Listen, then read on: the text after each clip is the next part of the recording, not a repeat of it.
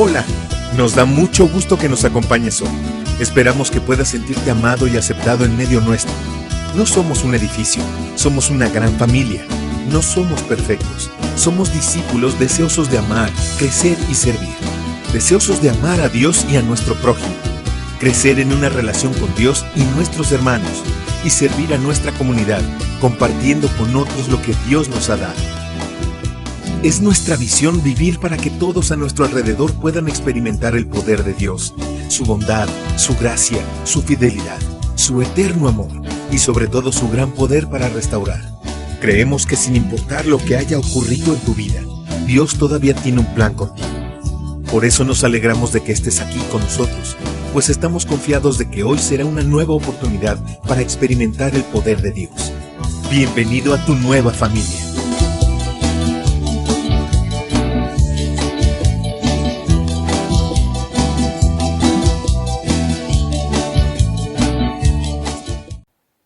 Hermanos, buenos días, Dios les bendiga. Nos da mucho gusto que estén con nosotros en este culto. Nuevamente, muchas gracias. Dios les bendiga mucho y les prospere y los cuide y les proteja de todo peligro, de todo mal. Les voy a pedir que abran sus Biblias en el Salmo 33. Vamos a leer del versículo 1 al versículo 4. Amén. Dice así: Alegraos, oh justos, en Jehová, en los íntegros es hermosa la alabanza. Clamad a Jehová con arpa, cantadle con salterio y decacordio, cantadle cántico nuevo, hacedlo bien, tañendo con júbilo, porque recta es la palabra de Jehová, y toda su obra es hecha con fidelidad. Amén. Vamos a orar, hermanos. Señor Jesús, en esta mañana le damos gracias, Padre, porque usted ha sido bueno con nosotros. Ha tenido grande misericordia, nos ha guardado, nos ha protegido. Gracias, Señor, porque yo sé que usted nos ha bendecido mucho, nos ha dado todo lo que necesitamos. Gracias, Señor, porque hay cosas que hemos perdido, personas importantes, Señor. Gracias, Señor, porque usted nos dio el privilegio de tenerlas. Gracias, Señor. Gracias por todo eso y gracias por todas las bendiciones que ha dado a nuestra vida y a la vida de todos los hermanos. Le pido por todos los niños que pueden escuchar, Padre, este culto. También, Señor, que ellos puedan disponer su corazón para alabarte y para escuchar tu palabra, Señor. Te damos gracias, Señor, por esta hermosa bendición. En el nombre de Cristo Jesús. Amén. Pues así, hermanos, les invito también para que entonemos unas hermosas alabanzas.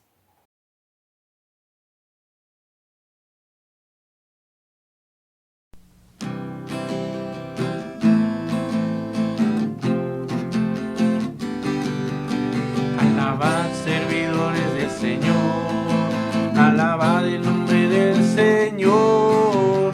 Bendito sea el nombre del Señor, desde ahora y para siempre. Desde la salida del sol y hasta el ocaso, sea alabado su nombre. Grande sobre todas las naciones el Señor, por encima de los cielos, por encima de los cielos su gloria. Y como el Señor nuestro Dios, que se sienta en las alturas y baja para ver los cielos y la tierra. Aleluya, los cielos y la tierra. Aleluya,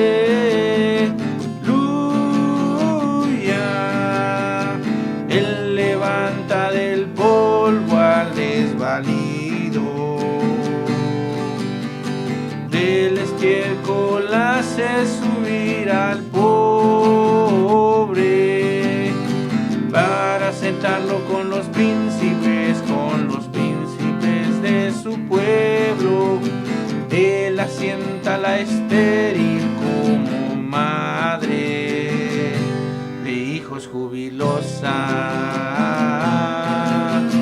Grande sobre todas las naciones el Señor, por encima cielos su gloria, y como el Señor nuestro Dios, que se sienta en las alturas y baja para ver los cielos y la tierra. Aleluya, los cielos y la tierra. Aleluya, los cielos y la tierra.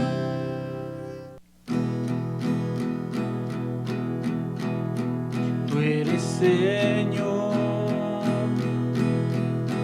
mi fortaleza, como ninguna. Vives en mí. Tú eres, Señor, mi esperanza, como ninguna. Vives en mí. Gracia que me levanto, nombre que me restauro. Tú has sido fiel, has sido fiel.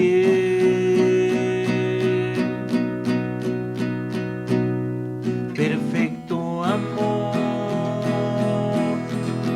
inagotable, incomparable.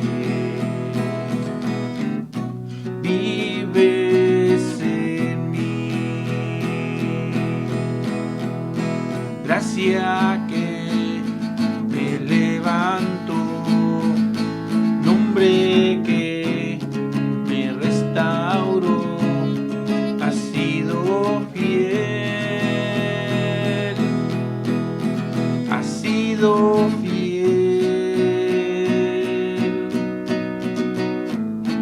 Tu amor, Señor, llega hasta los cielos.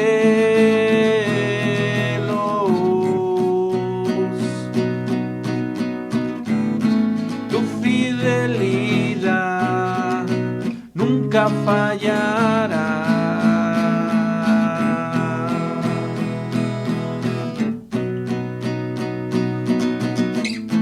Tu amor, Señor, llega hasta los cielos.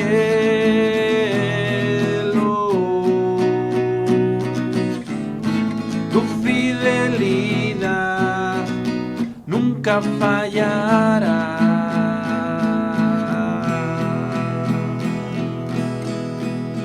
Tú eres, Señor,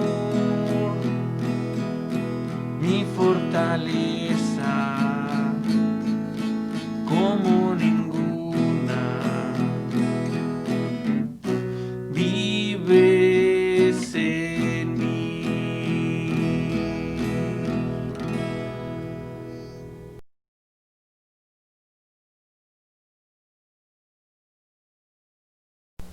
El día de hoy vamos a iniciar con una nueva serie. La serie se llama Vivir y está basado en la carta del apóstol San Pablo a los Filipenses. Y vamos a tratar acerca de eso. En ese tiempo muchos descuidamos ciertas cosas y se nos olvida vivir. Y permítanme leerles un poema. Escúchenla de manera muy atenta. Llorar cuando nací, señal fue cierta. El escritor fue Lope de Vega y dice de esa manera: llorar cuando nací, señal fue cierta de la miseria del vivir futuro. Pues ¿qué será de la vida que procuro si lágrimas le aguardan a la puerta? Incierto el cuándo, aunque la muerte es cierta. ¿Cómo a tantos peligros me aventuro? ¿Qué tiene el alma por defensa y muro, aunque de terrapleno esté cubierta? Oh, pues, la vida. Llorad, llorar conviene, que no reír, pues si reír pretendo, no es el efecto que esta causa tiene. Proporcionad en medio, porque entiendo que si reís, impropiamente viene nacer llorando, convivir riendo. Note el asunto de cómo él maneja la vida, de que uno empieza a vivir, o cuando uno nace, llora. Por eso vamos a adentrarnos en este tema o en esta serie que tiene que ver con vivir, cómo vivimos nuestra vida cotidiana, y como cristianos existe una filosofía y sobre eso vamos a tratar. Por eso el tema se llama el desafío de vivir, porque no es nada más vivir por vivir, sino es un completo desafío. Y esto está basado en Filipenses capítulo 1, versículo 1 y 2. Si lo tiene ahí en su Biblia, léalo conmigo. Filipenses capítulo 1, solamente el versículo 1 y 2. Y me voy a atrever a que miremos juntos palabras específicas, porque esto es una carta, entonces empieza con saludos y cosas que el apóstol Pablo habla, pero que a nosotros nos enseña algo. El vivir es un desafío. En primer lugar, vamos a hablar acerca de la vida, pero vamos a tomar en cuenta lo siguiente. Vivir tiene un inicio, y ese inicio comienza a partir de que usted y yo tomemos una decisión, o siendo más directos, a partir de que tú y yo tomemos una decisión. Y esa decisión implica lo siguiente: ¿a quién quieres servir mientras tú vives? Porque de alguna manera, todos, absolutamente todos, servimos a alguien. Y a través de esta carta vamos a ir descubriendo algunas cosas, pero quiero enfocarme en esto. Ya les decía, son 2 o 3 palabras que vamos a ver en esta mañana, y tiene que ver con eso. Primer punto, la decisión, o de quién o a quién quieres servir. Versículo 1 del capítulo 1 dice lo siguiente: Pablo y Timoteo, siervos de Jesucristo, a todos los santos en Cristo Jesús que están en Filipos, con los obispos y diáconos. El versículo 2 dice lo siguiente: gracia y paz a ustedes de Dios nuestro Padre y del Señor Jesucristo. Ya lo decía, si el vivir implica un inicio, bueno, hay una palabra importante que resalta aquí en este versículo 1, en la primera parte, y es el siguiente. En el saludo que ellos hacen, o que Pablo hace, dice lo siguiente: Pablo y Timoteo, siervos de Jesucristo. Bueno, y esta palabra, siervos, describe una persona cuyo dueño es otro, es decir, no es dueño de su propia vida. Hay personas que dicen, yo soy dueño de mi propia vida y yo decido lo que voy a hacer. Incluso dicen, soy dueño de mi propio cuerpo. Pero saben, la palabra siervo implica que es dueño alguien más y no nosotros. Es decir, esa persona está subordinado a alguien superior, de quien depende. Y Pablo, el escritor de esta carta, emplea esa palabra para referirse a sí mismo. Y normalmente lo hace al comienzo de todas sus cartas. Les menciono algunos casos: Romanos capítulo 1, versículo 1, Filipenses capítulo 1, versículo 1, que es el que tenemos, Tito capítulo 1, versículo 1, y en cada caso siempre él lo menciona antes de decir soy un apóstol. Él primero dice soy siervo. Otros que hacen lo mismo, como en el caso de este escritor, es Santiago. En Santiago capítulo 1, versículo 1, él también emplea esa palabra. Pedro también lo hace en 2 de Pedro capítulo 1, versículo 1. Y Judas en el capítulo 1 también se refiere a la palabra siervo, que es alguien subordinado a alguien superior y de quien depende.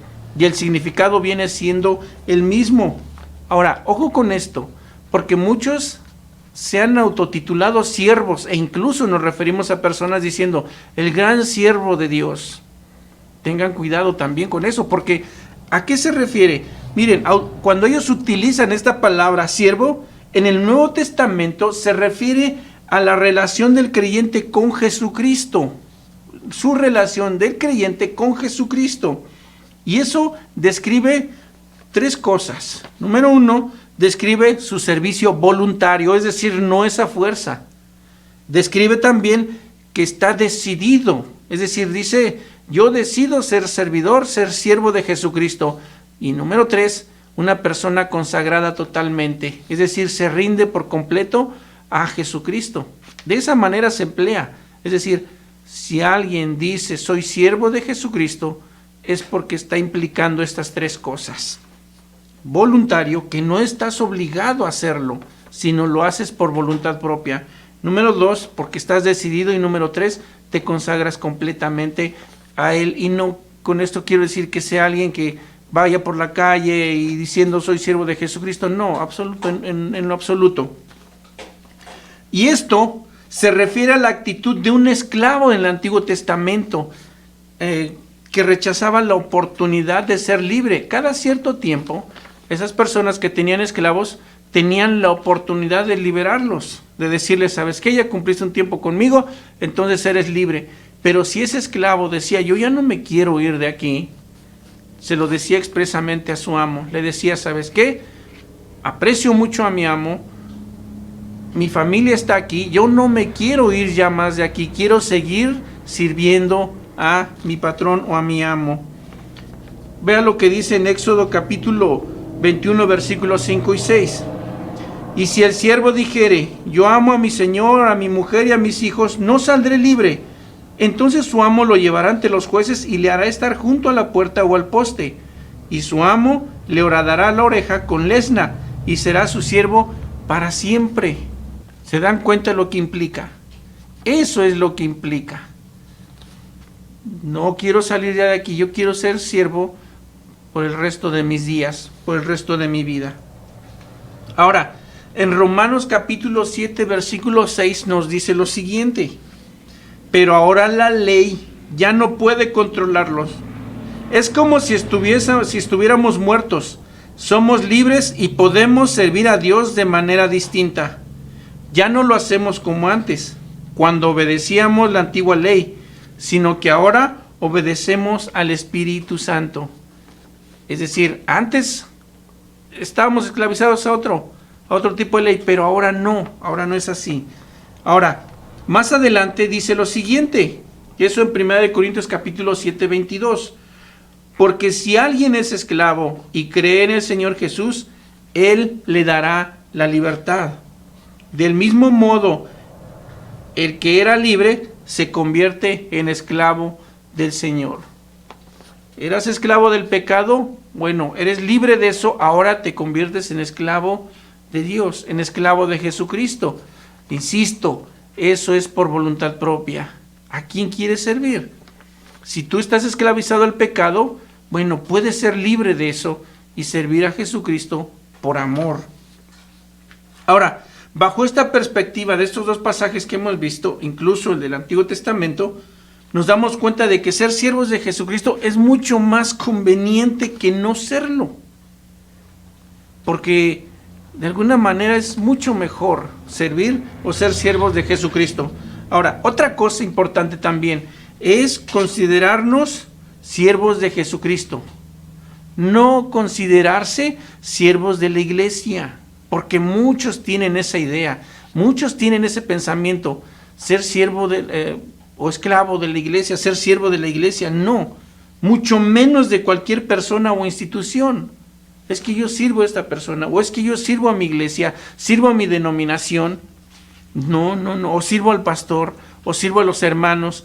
Olvídense de eso. ¿Por qué? Por lo siguiente, porque eso les va a causar problemas. Se trata de servir o ser servidores de Jesucristo. Ahora, entonces, como creyentes debemos siempre recordar a quién servimos. Eso es importante, en especial si alguno está sintiendo el llamado a algún ministerio dentro de la iglesia o dentro de la denominación, qué sé yo. Si Dios le está llamando, te está llamando al pastorado o a ser maestro, es decir, misionero, es decir, cualquier otro ministerio, debes considerar lo siguiente: entender que si un maestro o un pastor se siente siervo de la iglesia o servidor de la iglesia, le va a acarrear cierto grado de problemas, incluso frustración, se va a sentir inconforme o va a caer en un plano de sentirse, bueno, es que les estoy sirviendo. a ellos, y si no hago lo que ellos me dicen, entonces no voy a estar tranquilo. Y en el peor de los casos, llega a tener fracaso espiritual, y eso es peor. Y hay algo todavía mucho más peor. Si te riges por las normas y las opiniones de otros creyentes, en poco tiempo te vas a distanciar del Evangelio. No vas a tardar mucho.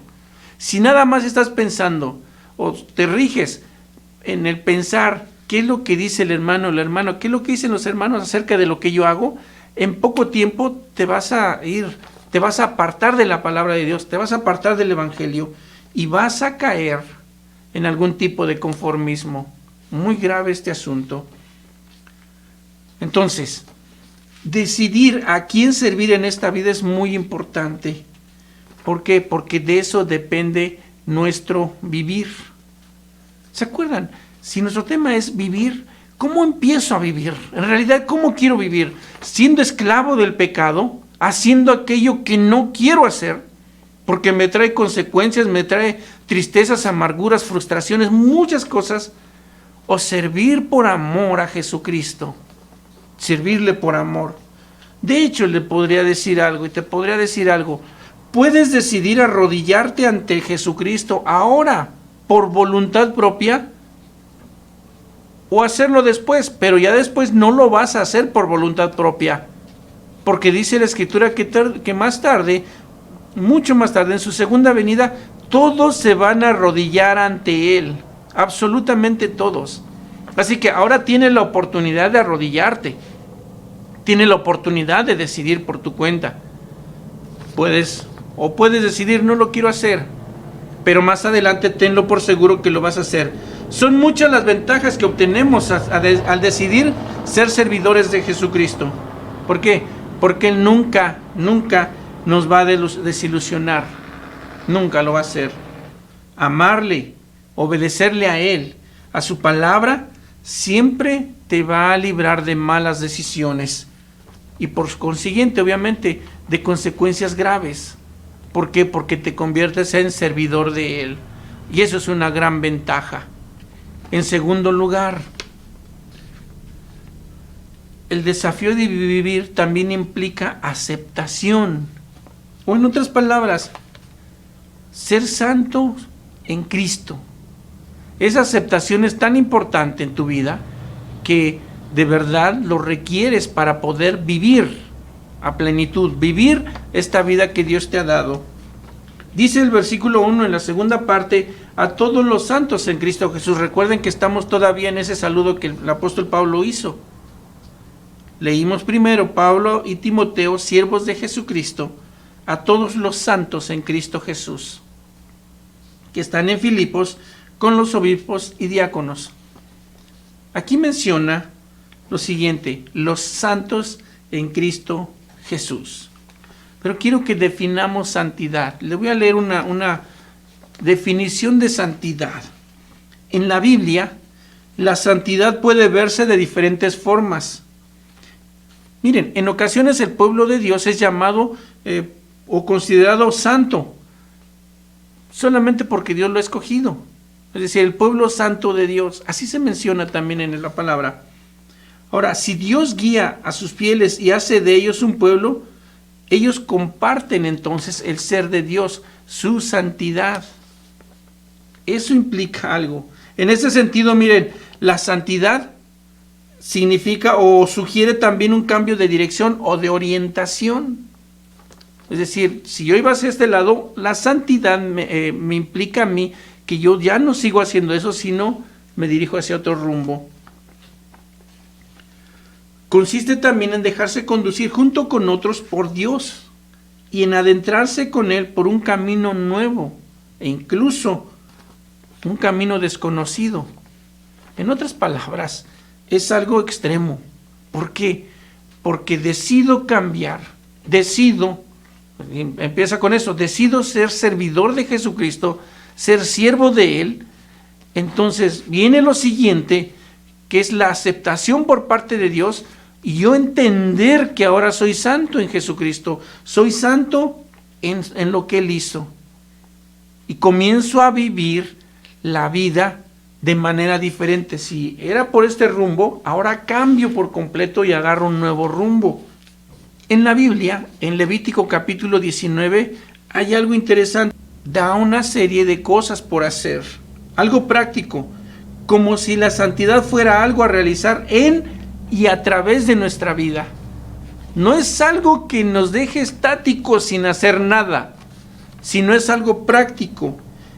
Eso implica la santidad, actuar, escucho y actúo. No nada más me quedo pensando en qué hacer o qué no hacer. No, es algo práctico. Denle una repasada a Levítico 19 y se van a dar cuenta de a qué me refiero con esto.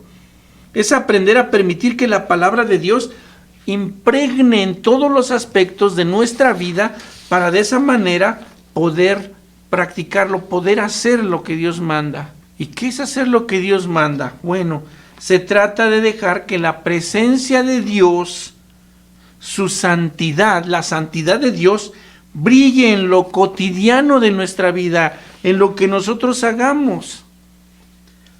Y nos transforma desde el interior. Eso es la santidad. Ser santos, porque Él es santo. Él nos ayuda a hacer las cosas prácticas. Y hay una serie de cosas por hacer. No se trata de nada más estar pensando, entonces no voy a hacer esto, no voy a hacer aquello, tengo que cuidarme, entonces mejor no hago nada, porque si hago algo, ¿y qué tal si lo hago mal? No se trata de eso, se trata de hacer las cosas prácticas. El problema que tenemos en la actualidad es que la mayoría piensa que los santos son una especie de orden superior y especial, que hicieron cosas extraordinarias y llevaron vidas sobresalientes. De hecho, en la iglesia tradicional así se hace. Para que puedan canonizar a un santo, tiene que cumplir ciertas reglas, ciertos requisitos, y después de cumplir esos requisitos, entonces sí, los suben al altar en calidad de santos. Pero, contrario a eso, la Biblia afirma con claridad que todos los redimidos, todos los que han sido rescatados, todos los que han aceptado a Jesucristo, todos los que han decidido servirle a Él, ya sea bajo el antiguo pacto o el nuevo pacto, son santos, que han decidido apartarse del mal, apartarse del pecado, no seguir sirviendo más al pecado, sino ahora servir a Jesucristo, por amor, no por obligación. Entonces, todos los creyentes son santos, no porque sean justos en sí mismos, olvídense de eso, sino porque lo son en su Señor. ¿Quién es su Señor? Jesucristo. Así, simple. Miren, solamente los cristianos pueden decir que están en su Señor, es decir, que están en Cristo, porque nadie más puede decirlo, nadie más puede decir otra cosa. Chequen cualquier otro tipo de religión y se van a dar cuenta que ellos no pueden decir que están en el que siguen, sino los cristianos dicen estamos en Cristo. ¿Por qué? Porque han sido hechos uno con Él en espíritu. Miren, vean lo que dice Efesios capítulo 2, versículo 4 y 6. Se los leo. Pero Dios, que es rico en misericordia, por su gran amor con que nos amó, aun estando nosotros muertos en pecado, nos dio vida juntamente con Cristo. Por gracia son salvos, y juntamente con Él nos resucitó, y asimismo nos hizo sentar en los lugares celestiales con Cristo Jesús. En otro pasaje dice también, con Cristo estoy juntamente crucificado, y ya no vivo yo, mas vive Cristo en mí. Eso está en Gálatas capítulo 2, versículo 20. Cosas que nos dice la Escritura acerca de podemos estar confiados de a quién servimos y sabemos en quién estamos. En las cartas de Pablo, por lo menos el mismo que escribió esta carta, esta sola frase en Jesucristo aparece 50 veces.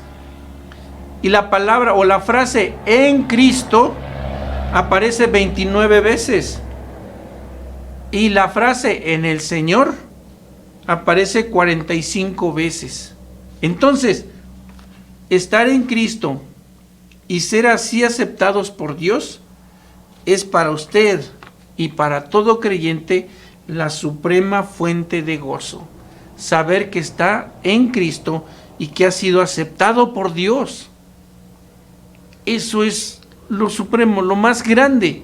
Y a partir de ahí viene ese gozo que tiene todo creyente, todo cristiano, aquel que ha puesto su confianza en Cristo, que ha decidido ser servidor de Jesucristo.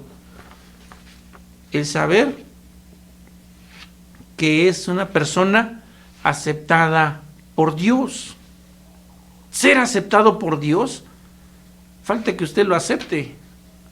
Dios te acepta tal como eres, te acepta. Arrepiéntete y comienza a decidir por servirle a Él. Él te acepta, Él no te rechaza. En tercer lugar, tenemos también lo siguiente. ¿Qué le sigue a esto? ¿A una decisión? ¿A una aceptación? Bueno, le sigue bendición. En este mismo saludo menciona dos frases más o dos palabras más. Dice lo siguiente en el versículo 2: gracia y paz a vosotros de Dios nuestro Padre y del Señor Jesucristo. Si nos vamos al contexto de cuando escribieron esta carta, esas palabras eran comunes. La primera de ellas, por ejemplo, gracia. Gracia era una palabra que se utilizaba en el mundo griego, entre los griegos. De hecho, en la actualidad lo siguen usando allá en Grecia. Y en el idioma que ellos utilizaban era caris. Si ustedes caminaran por las calles de allá, se darían cuenta que eso era un saludo cotidiano. Y a la gente les escucharía hablando de esa manera. Era un saludo como usted y yo cuando pasamos y conocemos a alguien. Buenos días, decimos. Bueno, para ellos también era eso. Decían gracia. O caris en ese entonces. Cuando hoy, en la actualidad, decimos buenos días o que tengas buen día, no significa que nos va a ir bien. O sea, lo decimos porque es un cumplido, es una forma de expresarnos. Deseo que te vaya bien, deseo que este día te vaya bien. Y no porque alguien me dice buenos días, ya significa que, bueno, me tiene que ir bien en el día. No, es un simple saludo, una expresión formal de un buen deseo que tenemos. Pero miren, Dios ha hecho arreglos muy buenos para que tú puedas tener una buena eternidad. Es decir, cuando dice gracia y paz de Dios nuestro Padre y del Señor Jesucristo, está mencionando eso, que tengas una buena eternidad. Mientras estás en la vida, que tengas un buen tiempo de disfrutar, que puedas vivir esta vida que tienes. Y después de eso, la eternidad. Y eso solamente es posible por su gracia, la gracia que da Él, la gracia de Dios. Esto implica la palabra gracia. En ese entonces era un saludo común, pero la gracia viniendo de parte de Dios es algo mucho más emocionante. La siguiente palabra, la palabra paz, también es un saludo, pero es un saludo hebreo. Y ese viene de otra palabra que ellos utilizaban. De hecho, cuando ellos saludan es shalom, que significa paz. Es una forma de saludar de los hebreos. Así saludaban ellos. Pero hay una paz, aquí quiero entrar en esto, hay una paz que le viene a la persona a través de la gracia de Dios. La gracia que da Dios es tan importante como lo que sigue, la paz que Él solamente otorga. Miren lo que dice Romanos capítulo 5, versículo 1. Justificados pues por la fe, tenemos paz para con Dios por medio de nuestro Señor Jesucristo. Esta es una paz que un pecador puede tener con un Dios santo. ¿Por qué? Porque Cristo murió por él, murió por nosotros. Todo aquel que le acepta puede tener de esa paz con Dios. Por eso dice, justificados pues por la fe tenemos paz para con Dios. Eso es el regalo de parte de Dios. No se trata, obviamente, de traerle algo a Dios como si nosotros pudiéramos darle algo a Dios. Definitivamente no es así. Nunca le hemos traído nada a Dios. Lo único que le traemos a Él son nuestras cargas de pecados y problemas y todas esas cosas que pasamos. pero Cristo pagó el castigo por ese pecado que traemos ante Dios. Y como Él lo pagó, bueno, de esa manera Dios nos puede recibir. Reconociendo que Cristo pagó por ese pecado. La Biblia dice que la paga del pecado es muerte, pero el regalo de Dios es vida eterna en Cristo Jesús. Así como ser justificados por la fe, tenemos paz para con Dios. Bueno, la vida eterna también es a través de Jesucristo. Nosotros, como cristianos, podemos sentir la paz de Dios en medio de todas esas circunstancias, en medio de todo eso, esa paz de Dios en nuestros corazones. ¿Por qué? Porque estamos justificados por la fe en Cristo. Y es por eso que tenemos paz para con Dios. Todo lo que les menciono, todo lo que hemos vivido, todo lo que vemos, sobre todo eso podemos tener paz con Dios. Ya no nos abruma, no tendría por qué, porque tenemos paz para con Dios. Se trata de esa paz de Dios, la paz que Él da. ¿A quiénes? Pues a los que confían en Jesucristo, a los que lo reconocen como su propio Salvador personal. A ellos les da esa paz. Así que primero tenemos que conocer la gracia de Dios para enseguida tener de su paz. ¿Sabe una cosa? El supremo don eterno que reciben los pecadores arrepentidos que creen en la eterna gracia salvadora de Jesucristo, y esa paz que es eterna es la más grande bendición que van a recibir en toda su vida. Su gracia salvadora y la paz que Él otorga vienen a ser una bendición enorme para cualquier persona que venga a Él. ¿Y quién es la fuente de eso? Lo dice ahí ese pasaje. Gracia y paz a ustedes, de Dios nuestro Padre y del Señor Jesucristo. En conclusión, hoy iniciamos la filosofía del vivir cristiano. Ahora, ¿qué implica eso? Hemos visto, por lo menos el día de hoy, que esa filosofía implica una decisión primero, el decidir a quién servir. El segundo, una aceptación, la aceptación de parte de Dios de nosotros. Y nos vuelve santos. Pero también implica la aceptación de parte tuya y mía. Si decido aceptar eso, decir, reconocer que soy, quién soy delante de Dios y cómo me comporto y cómo demuestro a los demás lo que soy, eso implica la aceptación. Y tercero, viene la bendición. Es decir, no nada más recibo una bendición yo, sino también puedo ser de bendición a otros o bendecir a los demás. Porque decíamos, la santidad es algo práctico. No es apartarse en un nicho y no salir y tratar de no pecar, porque la persona que se la pasa pensando en eso, en no pecar, tiene un problema grave. Por eso se amarga la existencia, porque está pensando en qué cosas no hacer. Más bien deberías de preocuparte o de ocuparte en hacer lo que a Dios le agrada. Ocúpate en eso, eso es la santidad, eso lo implica.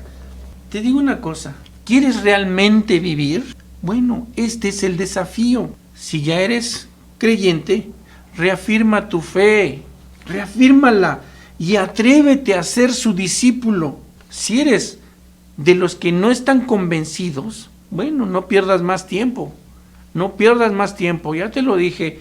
Puedes arrodillarte ahora por voluntad propia o arrodillarte en el futuro porque tienes que hacerlo, porque lo vas a hacer. Lo vas a tener que hacer. Es mejor reconocerlo a partir de ahora y decirle, Señor Jesucristo, te reconozco como mi Salvador y decido ser tu servidor. Y si ya eres discípulo, bueno, comienza a discipular. Hay personas que necesitan conocer del Evangelio y hay creyentes que necesitan ser discipulados. Por favor, vive y transmite vida, para que así puedan ellos también conocer lo que es el verdadero vivir. En eso consiste, o así inicia, la filosofía del vivir cristiano. Vamos a orar. Señor, te pido que nos ayudes a vivir como a ti te agrada. Si hay alguien que está malinterpretando este asunto de vivir porque está pensando en otra cosa, está pensando en cosas que lo están abrumando, recuérdale lo que es vivir. Y Dios, ayúdales a decidir, ayúdales también a aceptar que tú ya los has hecho santos por el simple hecho de haberte reconocido como Señor y Salvador. También, mi Dios, permíteles recordar esas bendiciones que hay sobre sus vidas. Gracias, Señor. Oro por mis hermanos y mis hermanas para que tú les ayudes a recordar esto y comiencen a vivir esa filosofía de vida como cristianos que está en tu palabra. Gracias, Dios. No puedo pasar esta ocasión sin dirigirme a ti, que probablemente estás viviendo, pues dices que estás vivo, pero en realidad la Biblia dice que muchos están, según viviendo, pero en realidad están muertos. ¿Por qué? Porque son como las olas del mar que son llevados de un lado para otro. Es decir, no están ni aquí ni allá, ahora están de buenas, ahora están de malas, ahora están en un lugar, ahora están en otro. Ahora creen una cosa y ahora creen en otra. ¿Por qué no le comienzas a decir a Él, sabes qué, Señor, yo quiero servirte a ti, decido poner mi vida en tus manos? Díselo a Él. Mira, se trata de ser servidores de Jesucristo, ya lo dijimos. No se trata de ser servidores o servir a una iglesia o servir a una persona, a un pastor, un religioso, no, un ministro, no se trata de eso. Se trata de ser servidor de Jesucristo. Y son las ventajas que te trae. Ser aceptado por Dios y ser bendecido por Dios. Su gracia, que es la salvación que te da, y todas las bondades que vienen con eso, y su paz. ¿Sientes que no tienes paz en medio de lo que estamos viviendo? Entonces, ¿por qué no le dices a Él, aquí estoy? Dice la Biblia que si confiesas con tu boca que Jesucristo es el Señor y crees en tu corazón que Dios le levantó de los muertos, serás salvo. Es un Cristo vivo al que tú vas a servir, no alguien que está muerto. Él resucitó. ¿Quieres decírselo a Dios? Dilo conmigo, ¿te parece?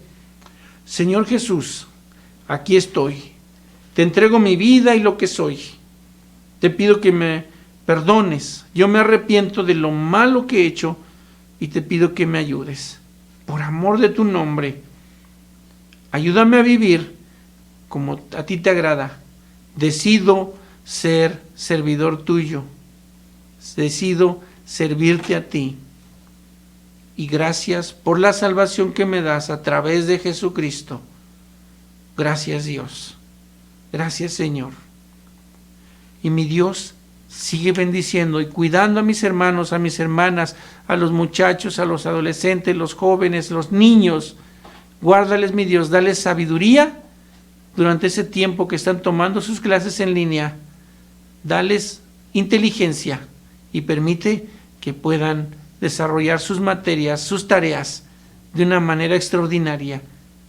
Y que ellos también recuerden que tú, mi Dios, estás sobre ellos y también ellos decidan servirte a partir de ya y saber que las bendiciones vienen sobre ellos. Por amor de tu nombre, bendito Dios, y gracias porque eres fiel.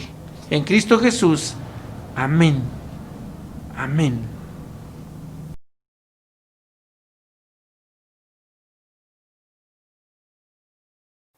Hermanos, hemos llegado al final de esta transmisión. Les damos gracias y le damos gracias a Dios porque hemos podido estar aquí escuchando la palabra del Señor. Les voy a pedir que hagamos una oración para ser despedidos. Señor Jesús, en esta mañana te doy gracias, Padre, por cada uno de los hermanos que pudieron estar con nosotros en este culto.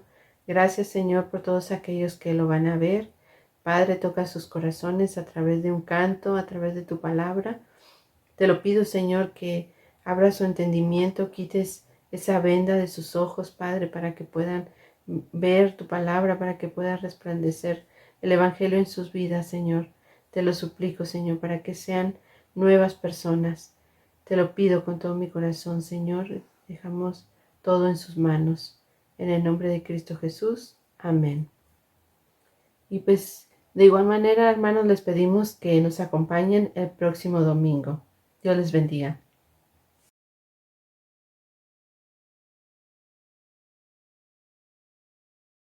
La Biblia dice: mi rey es el rey de los judíos, es el rey de Israel. Él es el rey de la rectitud, es el rey de las edades, es el rey del cielo. Él es el rey de gloria, es el rey de reyes.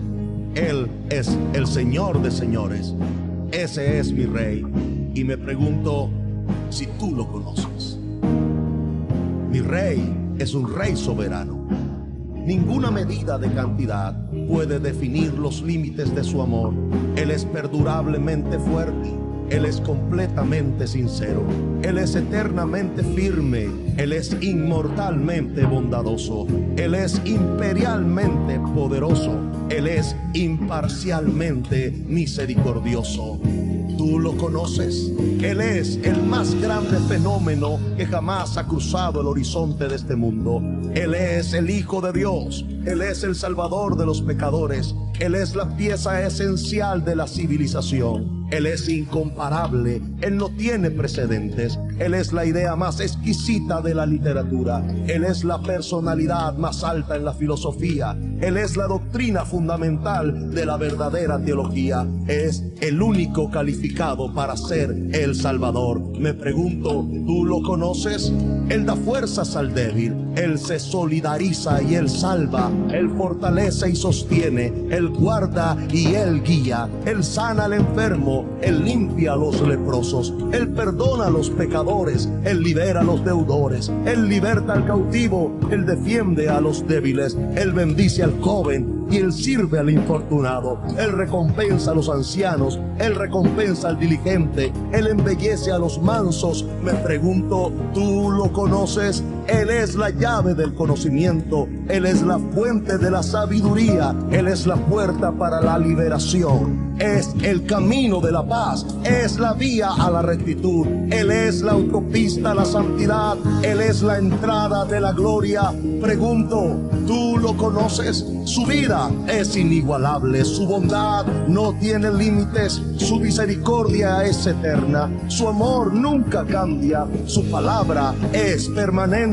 Su gracia es suficiente. Su reinado es justo. Su yugo es fácil y liviana es su carga. Desearía poder describirlo, pero Él es indescriptible. Él es incomprensible. Él es invencible. Él es irresistible. Tú lo conoces, no lo puedes sacar de tu mente, no lo puedes soltar, no puedes sobrevivir sin Él, no puedes vivir sin Él. Los fariseos no pudieron detenerlo porque ellos entendieron que no podía ser detenido. Pilato no pudo encontrar ninguna falla en Él. Herodes no pudo matarlo. La muerte no pudo limitarlo y la tumba no pudo retenerlo. Él es mi Rey. Él es Jesús.